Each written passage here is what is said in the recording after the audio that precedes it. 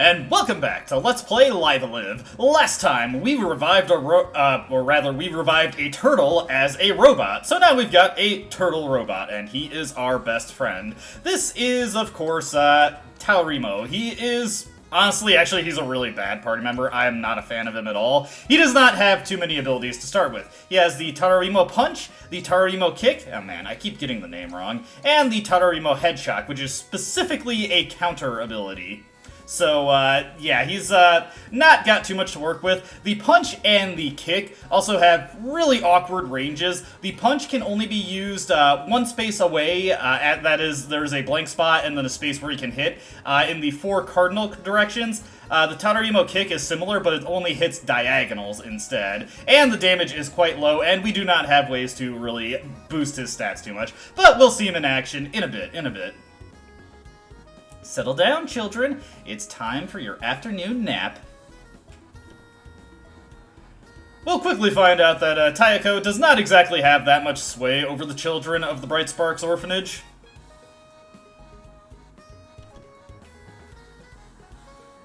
Like I need an afternoon nap. What am I, a baby?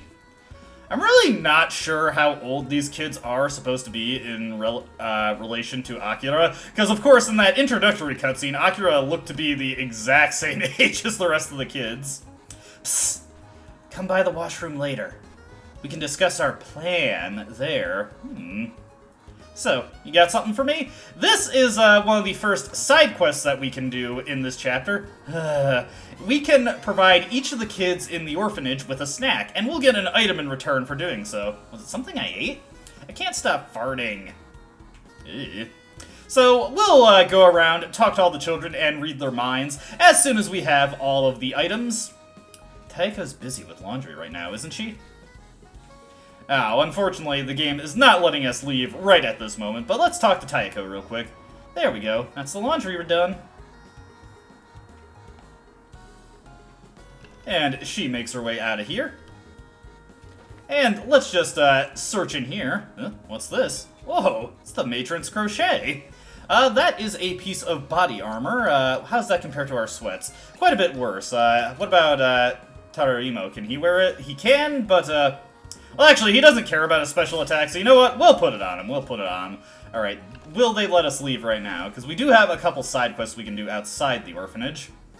Watanabe should be headed to the washroom right about now. Okay, so I was just advancing the SFC version before this. This is a slight change. In the SFC version, you're free to leave the orphanage at this point and start gallivanting around town and doing stuff around there, but in the HD version, we have to do this little side quest right now. So, Watanabe said we need to wait in the bathroom, so that's what we'll do.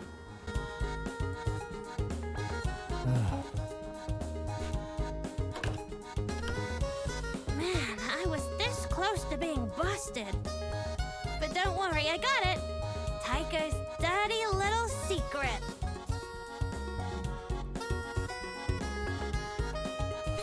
Whoa, a lot of Watanabe's pocket lint. Pocket money, not pocket lint.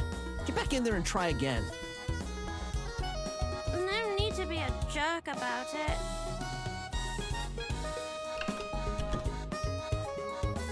Ah, Akira, poor form. Trying to get a kid to steal money from the matron of an orphanage? I don't know, man. I'll be honest, this whole sequence makes Akira seem like a massive prick.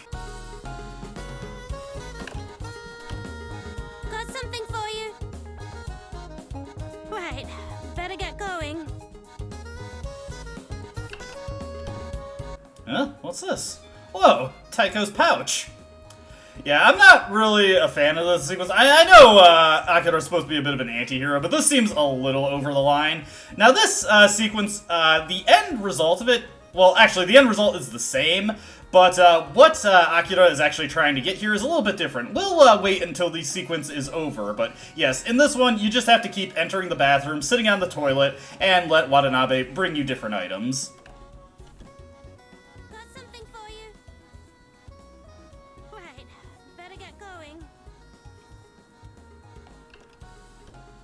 Huh? What's this? Whoa! Taiko's picture!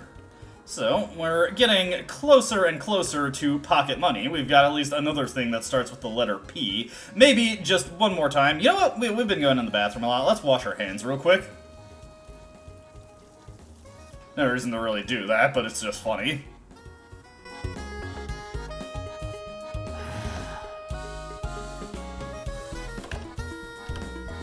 Got something for you? Right, better get going. Hey! What are you two doing in there?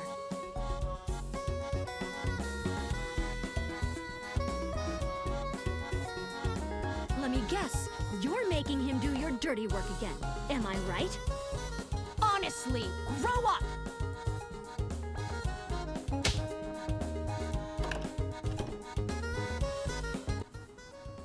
Huh? What's this? Whoa, Taiko's Furious Fist! Yeah, she slapped us so hard it just materialized into an item. What did you do that for? Akira, you got some serious problems to work out, my dude. Anyway, with all that done, we now have a ton of items at our disposal. We, of course, got Taiko's picture, Taiko's pouch, and, of course, her Furious Fist, which can be equipped onto Akira, and this is actually his best weapon for the chapter, giving him a pretty sizable bonus to his attack stat, which, of course, affects all of his abilities, his elbow strikes, his low kicks, and, most importantly, his psychic abilities. We're going to be getting quite a bit of equipment throughout this chapter. A lot of it has minor effects on its own, but we can stack up a lot of different accessories to get a bunch of good bonuses, and hopefully deal some good damage to all the thugs wandering around this area. As you can see, Kazu is out here. Yuki's so mean. She keeps calling me Sir Farts a lot, but it wasn't me. Oh, you got any food on you? We do not. Right, before I forget, let's just check out the sequence of events in the SFC version for getting Taiko's pocket money. Alright, here we are in the SFC version. I would just real quick like to point out how only vaguely does Akira's sprite actually resemble both his official art and his in-battle sprite in this version. By the way, one little detail that I didn't really bring attention to in videos covering the SFC version up to this point is that each chapter has a unique little graphic in the camp screen. Obviously, they have a more fanciful-looking graphic for each party member in the HD version, but I feel like this has its own kind of charm as well. Anyway, let's see how the whole get items from Watanabe quest plays out in this version. Also, they kind of imply that Akira is indeed taking a dump in this version.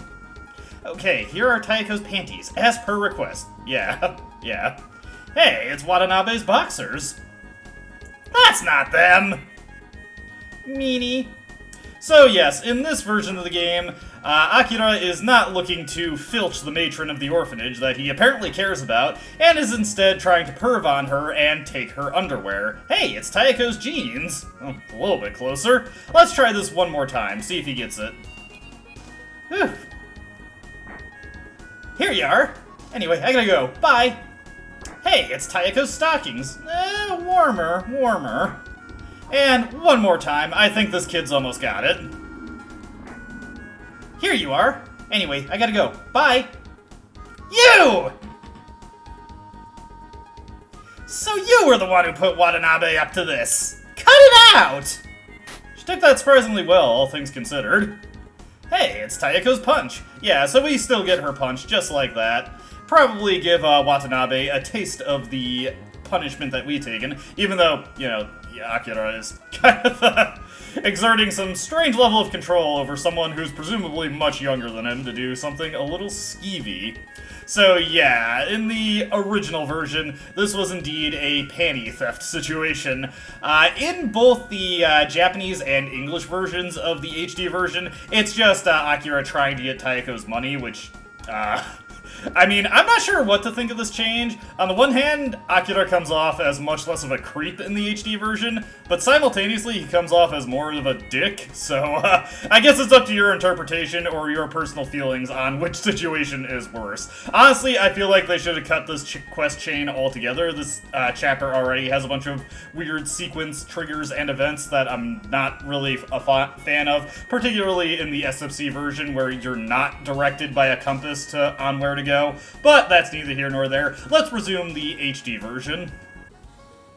Yeah, to be honest, I can't really complain about the change they made there, but I really do feel like they should just cut the sequence out altogether. It's really weird, and it kind of grinds the pacing of the chapter to a halt anyway. Another slight change here. Here, Kazu is being accused of farting a lot instead of what he was actually accused of in the SFC version, where Yuki accused him of touching her butt. Again, they just seem to be removing some of the creepier aspects of going on at this orphanage. Here we've got Watanabe's badge. We'll take a quick look at that, although I don't think it's better than our sweats. Yeah, well, so much equipment that's weaker. That dropped our special attack by 30. There is a purpose for all this really crappy equipment we're getting. Don't worry, eventually it'll become apparent. But now that we've gotten that done, let's take some time to explore the city, check out Tadorimo's abilities, and move on with the chapter once we get all that said and done. So let's go over here and let's use a Mother's Shame to try and cut a swath through these enemies. There we go. Now, hopefully something that I want to comment on happens here. So here we just defeated the enemy formation by sniping the leader. We got an item. Well, that still ties into something I want to mention. Now, in the SFC version, in order to get items from these encounters, you need to destroy all the robots and then the leader. Destroying the leader outright, you'll still get experience, but you won't get any items for it. This is particularly important for one variety of item you can get from these encounters. Alright, so continuing on, let's just take an opportunity to get a better look at some of Tadorimo's abilities. I was thinking about commenting on more stuff in that previous fight, but it just kind of got away from me. First, we'll check out his Tadorimo Punch. As you can see, pretty close to Akira's elbow strike in damage, but it has a really awkward range to hit with. Actually, with the Furious Fist, Akira's his elbow strike actually does more damage. Tadorimo, you gotta step it up, man. And of course you got the kick. Same amount of damage, but it only hits diagonals. Let's head up here and let's just elbow strike the leader. As you can see, these RC cars can also explode, creating a fire field. Little dangerous if you get caught in it, but not anything too threatening. So elbow strike this guy, take him out, break them all down. And hopefully what I'm trying to show off here will happen. I didn't get it.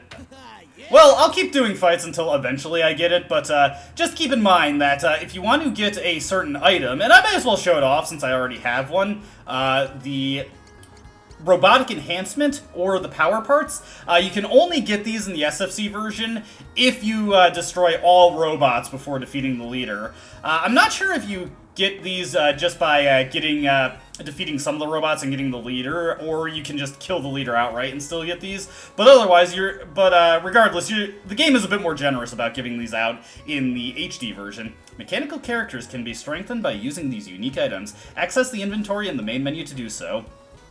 So, by using robotic enhancements, we can increase Tadorimo's HP, his accuracy, and his evasion. This is actually a slight buff to these items that they got in the HD version. In the SFC version, these only increase his HP, no other stats, and they don't increase his damage either, if you're wondering that. So, yeah, Tadorimo completely dependent on equipment for his power. Alright, so we've got a new enemy unit type here, or not unit type, but new enemy formation. Oh crap, I already forgot. We'll call them the Lariat bots, but let's take a better look at their names. The orange ones we've already seen. The blue ones are new, though. As you can see, they are vulnerable to sleep and turn delay, and they are also weak to kick attacks. Lariat units, M2 Lariat unit. Okay, so yeah, they're both Lariat units. So let's kick this guy. Fortunately, this is something that Tadorimo actually does pretty well. We'll use behind you to deal with these guys. One thing that's also worth noting, in contrast to the SFC version, is that the order that Akira learns his techniques in is a little bit different. For instance, he already knows behind you from the word go in the SFC version. I also want to make a slight correction to something that I said. I believe I claimed that you stop getting experience and encounters stop changing at level 14. It's actually level 13. I was one off. You'll have to forgive me, it's been years since I grinded to the max in this chapter. It's actually pretty easy to grind to the max in this chapter, because the amount of experience you get from doing these fights, you get what is it? Oh no, the Tadarimo, no, okay. Yeah, the Crusaders at this point, even though they visually look the same as the Crusaders you've been fighting thus far, they start to get better special defense as you go through the new formations, which is actually to your benefit, as it means Akira's AoE attacks are less likely to take them out before you get a chance to finish them off. But what was I saying? Oh geez, I completely lost my train of thought there. I was talking about Akira's moves and the orders that he learned them in. It's not a big deal. Just remind me in the comments what I was talking about, and I will be like, oh man, I'm stupid. How could I forget to say that? But this is a big problem with Tadarimo because of the weird ranged-only aspect of his attacks. It can be really irritating to get him in position to actually hit enemies. There we go. Kick that guy right in the groin, finish him off, and hopefully we'll get some robotic enhancements here. Actually, I should have just killed one of the Lariat units and then killed that guy to see if we could get a robotic enhancement. As you can see, we're being directed back to the antique store of Dr. Tobey, but there's something we can check out at the park that's pretty easy to miss. Selling taiyaki. You can help Lawless sell taiyaki at his food stall in the public park. When a customer appears, you must decide how much to charge them for one of these treats. Lawless will observe your performance as a salesman and may reward you with certain items if he approves. So, let's get up here and try to sell some taiyaki. How are you doing, Matsu? Mind giving me a hand here? Business could be better. Seems a little apprehensive about how business is doing. So, the way this works is it's kind of a little bit of a mini-game here. Each customer that comes along has a specific range of prices that you can charge them, and if you charge them in the correct range, Matsu will give you an item. For this blonde woman, we can charge her 300 or 1,000, and the item we get is dependent on which we charge her. Thank you. So we'll give her that, and for charging her 300 yen... Here, take this. Huh? What's this? We get a banana crate. There are 4 different healing items we can get from this side quest. Now this old man here, we can charge him either 100 or 10,000. I don't remember them costing so much before, but it's a fair price. Good job, kid. Here, take this. Huh? What's this? And you probably heard my Steam notifications go off there. A Misawa special. You get a Steam achievement for selling a piece of taiyaki for 10,000 yen. There are 2 customers that will take, will accept the 10,000 price tag. Let's sell the blonde women one for 1,000. Be cheaper. Whatever, I'll take it. Good job, kid. Here, take this. Matsu is impressed with our ability to rip people off. We'll get a Guts and Glory special for that. Now, we need... here, this is who I was looking for. How much for one? This kid, we can sell him for 100? Thanks. Good job, kid. Here, take this. And we get just a piece of taiyaki. But we need all 4 of these items to complete a side quest back at the orphanage. Each kid wants a snack, and each one of these items is a snack that they want. Oh geez, the Kyokushin units are brutal in the SFC version. They can really ruin your day. Let's use Sleep in Heaven to try and slow them down. Hopefully put most of them to sleep. As you can see, Sleep in Heaven does not really do much in the way of, oh man. They're resistant to both things that Tadarimo can do, so he's mostly just gonna stand in the center and hopefully soak up some hits for us. Ooh, here comes a coup de grace. Let's use a self-care there. Self-care does a tremendous amount of healing for Akira. 356 HP. Basically any amount of damage he takes, he can heal off with self-care. Taro Emo's big claim to fame is that he is extremely tanky, so if you can position him between Akira and enemies, he can soak up a lot of hits for you. He also pretty regularly counters physical attacks with his head shock ability, but it's extremely weak, so I wouldn't rely on it too much. Let's just pass and let the mother's, ow, come on! The behind you technique go out. Yeah. Yeah, these things are unbelievably annoying to fight, and they are extremely dangerous in the SFC version. They deal tons of damage. Particularly those swift kicks, and they have another decently ranged attack. Once again, just pass. Hopefully get the behind you out. And I actually do want one of these to escape the range of behind you. Still not getting to see if we can get the robotic enhancements without killing these things, all of these things in the HD version. I swear you can! But in the SFC version, you definitely have to kill all enemies in order to get a robotic enhancement. So, well, robotic enhancement anyways. I'll use those up on Taro Emo. No reason not to. Get him a little bit more tanky. Where do they go? Right here. And just use them all up. There we go. He's looking pretty solid. Alright, let's fight off this guy. Akira got another level up out of that encounter, and a new technique, so let's show that one off. Another difference with the SFC version for battles is that you always get the same encounter depending on your level. Let's try out our new technique, 6 feet under. As you can see, it goes off immediately. One thing to note, another difference with the SFC version, pretty much all of Akira's psychic techniques have a charge time to them, and also that is some excellent damage relative to what he's been doing to everything else.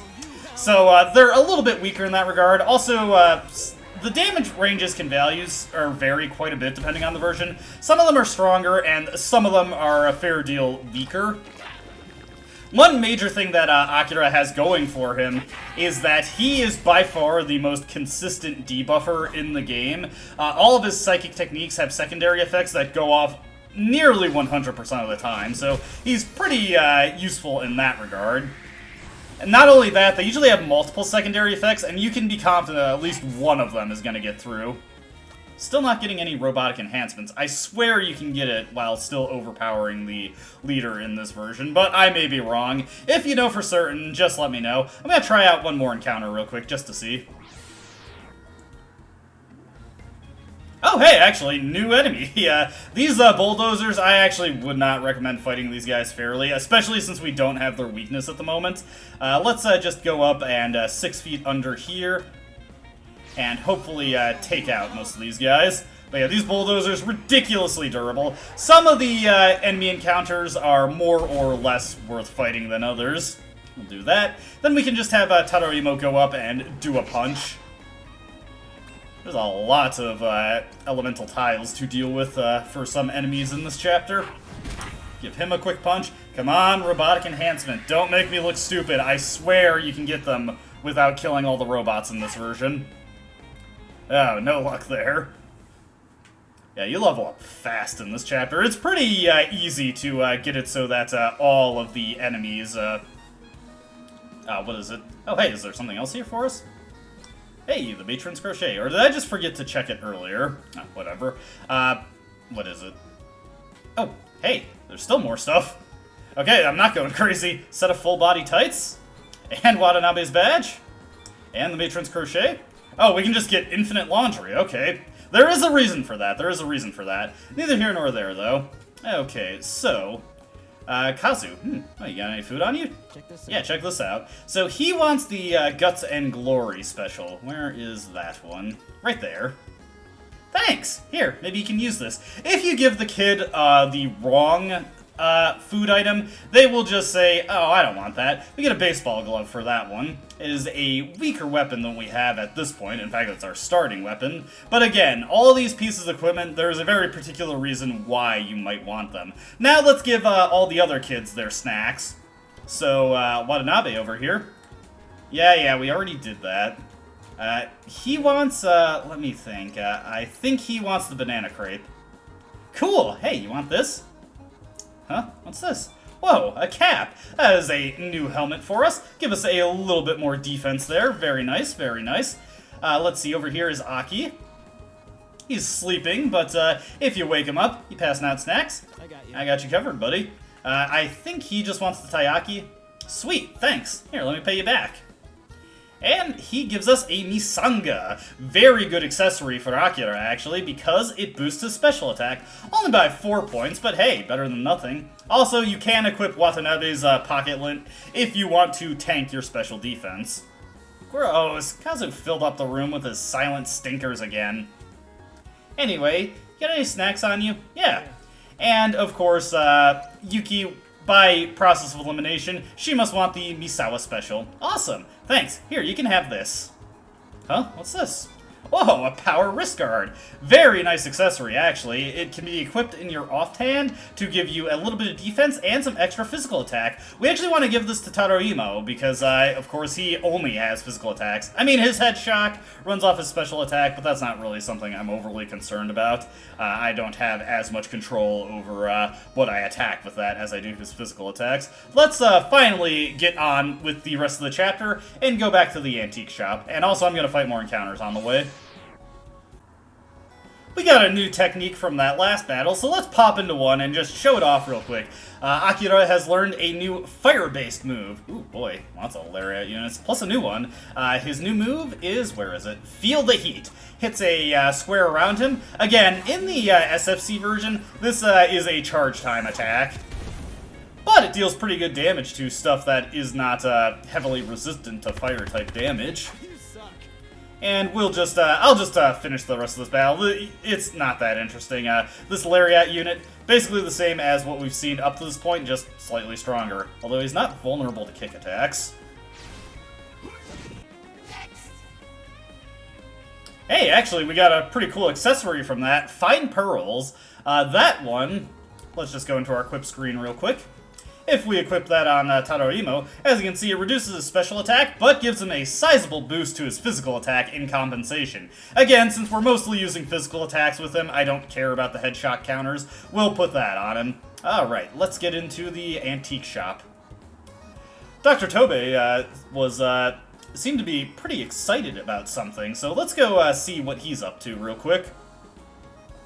Heading further down into the basement as a new set of stairs has opened up. And ever deeper, ever deeper. Yeesh, this goes on forever. What could he possibly have this deep in the earth? And once we get to the bottom...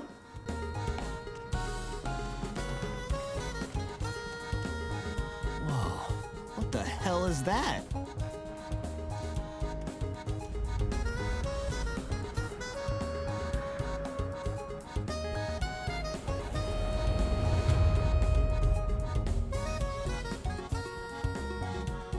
Well, that's quite the robot you've got there, Doctor.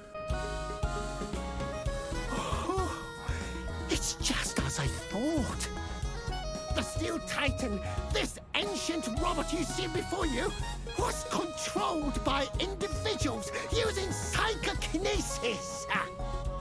But since no one can effectively harness these powers anymore, our only other option is to rely upon the liquefacted human operator.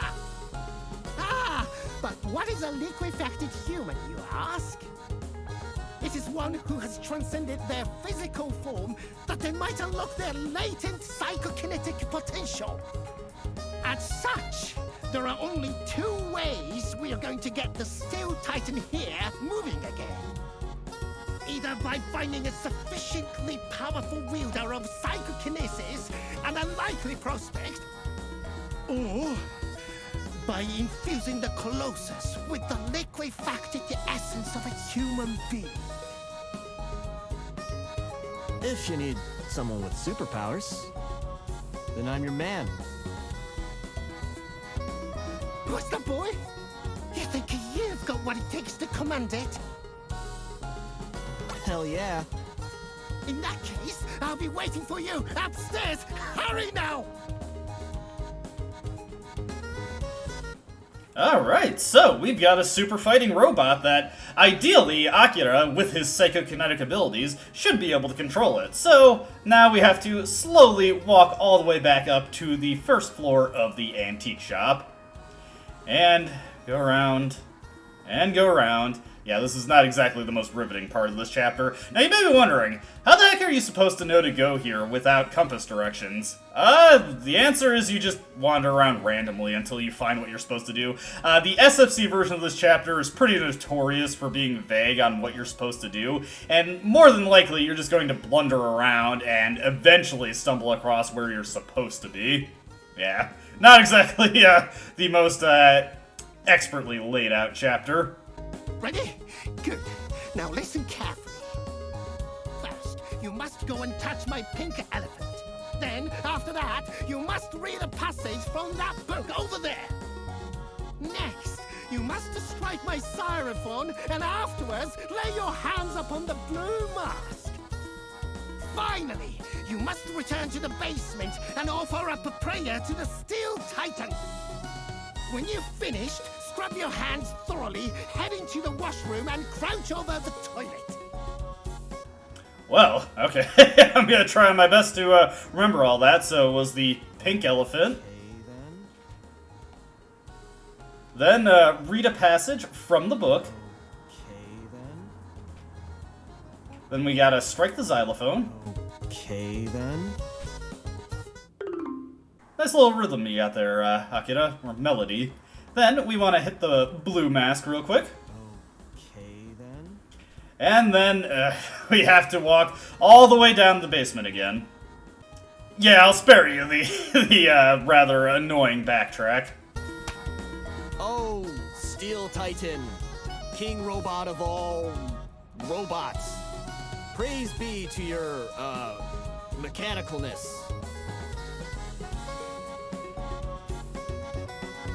Expertly done, Akira. I couldn't have done it better myself.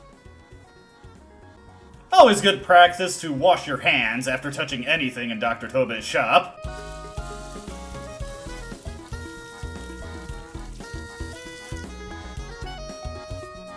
And with that all said and done, there are our steps for, well, presumably doing something with the Steel Titan. Okay! Start the music!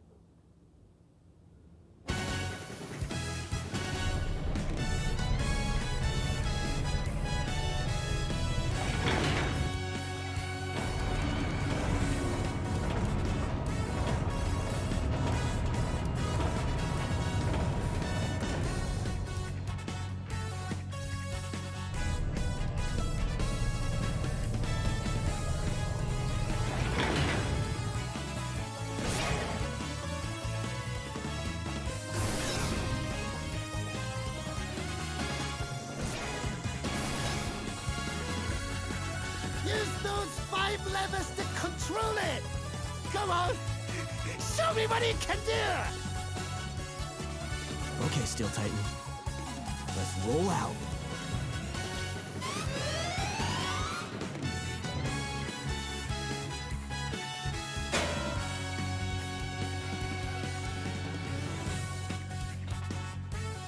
Okay, Steel Titan. Let's roll out.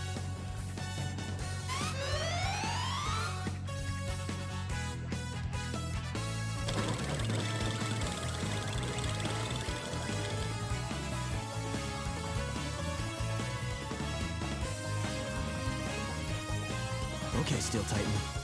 Let's roll.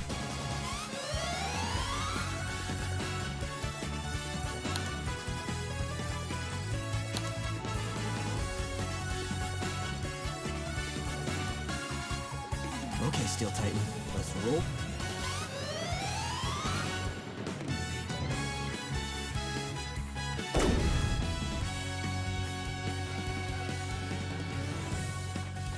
Okay, Steel Titan.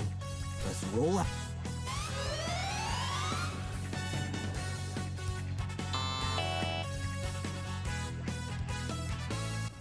Yeah, this does not seem to be going very well. Dr. Tobe, I think we might have to put this on hold for a bit.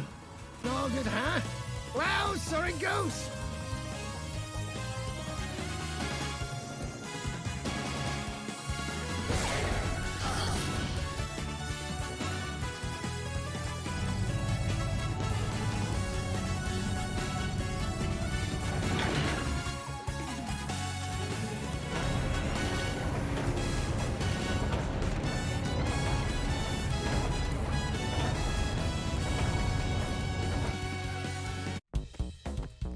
If you come across anything interesting, you make sure to bring it straight to me.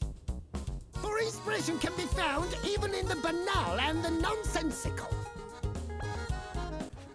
You can give Doc Tobey items and ask him to improve them. If successful, he will present you with a new item, but his methods are unpredictable, and there is no telling what he will come up with. Nevertheless, you may be pleasantly surprised. This is this chapter's answer to the item crafting system from the prehistory chapter, and it is about the worst item crafting system I have ever seen in an RPG. How does it work? Well, I'm glad you asked. Yes, my boy. What you do is Got something for you. you take an item and you give it to him. Oh, I see. And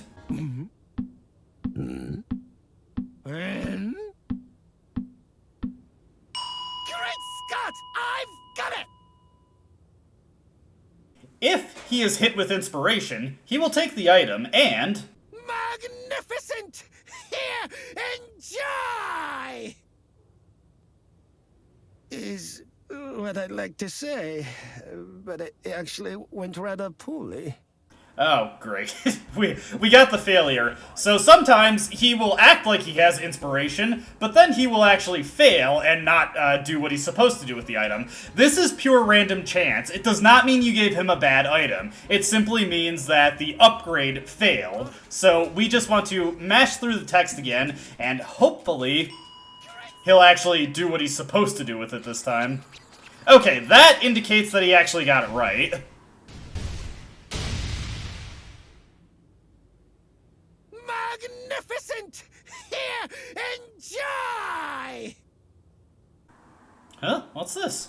Whoa, a bowling ball. Bowling ball is the default weapon of Tadorimo, so not really anything we can do with that. But let's take that bowling ball, and let's give that to him and see if he can do anything with that. And thankfully, in the HD version, you can just skip the cutscenes, and we get another Furious Fist. Not that that really helps us at this point. Yeah, Tadorima can't even use it. But there are a number of things that you can upgrade through the Doctor that it is a good idea to pick up, particularly when it comes to accessories. Armor and other equipment, not as important since it's not that great, but there are some very, very good accessories you can get, as well as some really good healing items if you bring a bunch of snacks to Dr. Tobey. I'm going to be doing most of my item upgrading off screen, and I'll probably be doing a bit between this video and the next. But that is where I'd like to leave this. I feel like we've gotten enough done for this video. As always, I hope you enjoy watching, and I hope to see you in the next one. Until then, though, goodbye.